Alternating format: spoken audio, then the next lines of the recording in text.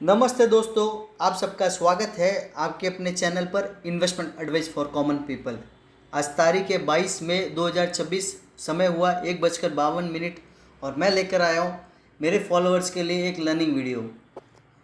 ये वीडियो से मैं आपको एक्सप्लेन करूँगा कि देखिए कैसे हम लोग फंडामेंटली अच्छी कंपनी को सही वक्त पे इन्वेस्ट करते हैं तो कैसा पैसा बनता है।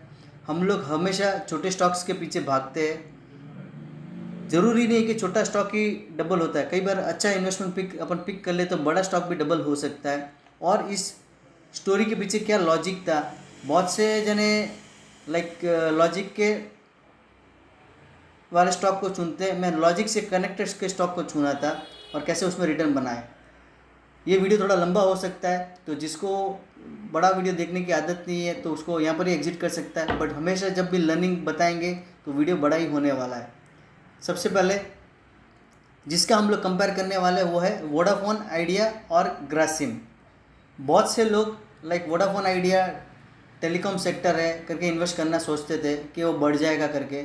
मैंने उसके अगेंस्ट में ग्रासिम को चुना था जो कि वोडाफोन में स्टेक होल्ड करती थी, और उसमें क्या क्या परिवर्तन हुए देखिए।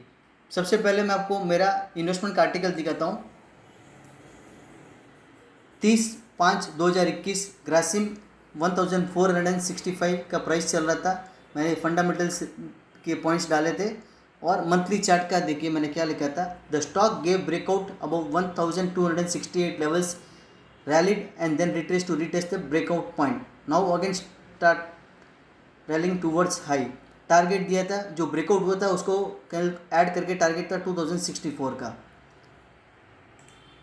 अब देखिए ये वोडाफोन की प्रमोटर होल्डिंग है, तो आप देखेंगे कि यहाँ पर थर्ड लिस्ट में ग्रासिम इंडस्ट्रीज आ रहा है जो कि 2021 में करीब 11.55% होल्डिंग होल्ड करता था वोडाफोन आइडिया में, और आज उसकी होल्डिंग देखिए जैसे भाव ऊपर जा रहा है।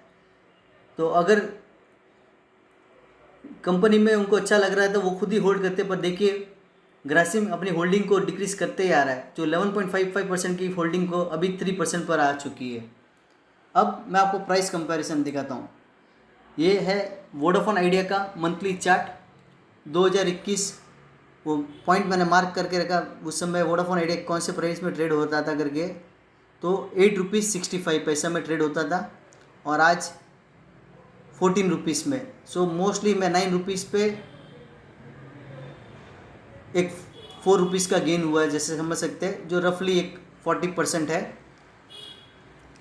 और ये है अभी ग्रासिम का चार्ट, जो कि आप देखेंगे तो यहाँ पर जो ब्रेकआउट हुआ था और रीटेस्ट करके मैंने यहाँ पे पॉइंट पे एक लाइन ड्रॉ करके रखे मई 2021, जब उसका रेट आके 1465 चल रहा था। तो आप देखिए 1465 का स्टॉक, मेरा टारगेट कंसोलिडेशन का 2000 रुपये का था, वो पहले हिट हुआ, फिर वापस स्टॉक थोड़ा कंसोलिडेशन किया, फिर ब्रेकआउट करके 2800 2900 तक गया, फिर कुछ समय कंसोलिडेट करके वापस अभी 2900 का ब्रेकआउट करके 3150 चल रहा है। सो 1500 का स्टॉक ऑलमोस्ट डबल हो गया है। तो जब यही 2021 में वोडाफोन में डालना तो रिस्क लगता था कि छोटी कंपनी 4 साल बाद खड़ी रहेगी कि नहीं रहेगी, रिस्क होता है, पर ग्रासिम में वो फियर नहीं होता है। तो कैपिटल प्रोटेक्शन भी होता है, और रिटर्न के मामले में भी देखिए कहाँ वहाँ पर 40 to 50% का रिटर्न आया और यहाँ पे ऑलमोस्ट 100% का रिटर्न आया है। और जो सेक्टर, अगर आप टेलीकॉम सेक्टर में रहना चाहते थे, वो टेलीकॉम सेक्टर का आपको स्कोप इसमें मिल ही रहा था। इस तरह से अपन फंडामेंटली रीड करेंगे, अच्छी कंपनी के स्टडी करके पैसा लगाएंगे और पेशेंस के साथ 2-3 साल उनके साथ बैठेंगे। 1-2 साल आपको रिटर्न नहीं आएगा, पर अगले 2 साल में ऐसा रिटर्न आएगा कि 4 साल का आपका पूरा रिटर्न कवर करके देने की ताकत रखती है बड़ी कंपनीज। इसीलिए मैं हमेशा कहता हूँ इन्वेस्टमेंट करने से पहले जितनी आपको रीडिंग करनी है, जितनी कैलकुलेशन करना है, सब पहले करना है। वो करने के बाद जब आप श्योर शॉट हो जाते हैं तो इन्वेस्ट करके बैठिए, किसी चीज़ को सुनिएगा मत। आप अपनी स्टडी को कॉन्फिडेंस दीजिएगा, किसको रख के आपने इन्वेस्ट किया था उस बात के साथ आप खड़े रहेंगे तो आपका पैसा डेफिनेटली बनेगा, 100% बनेगा। पर उसके लिए मेहनत करनी पड़ती है। बहुत से लोग मेहनत करने के लिए रेडी नहीं है, सीधा इन्वेस्ट करते हैं, फिर नुकसान होता है, फिर शेयर मार्केट को ब्लेम करते हैं। मेरा वीडियो पसंद आता है तो उसको लाइक कीजिएगा, शेयर कीजिएगा और मेरे चैनल को सब्सक्राइब कीजिएगा। धन्यवाद।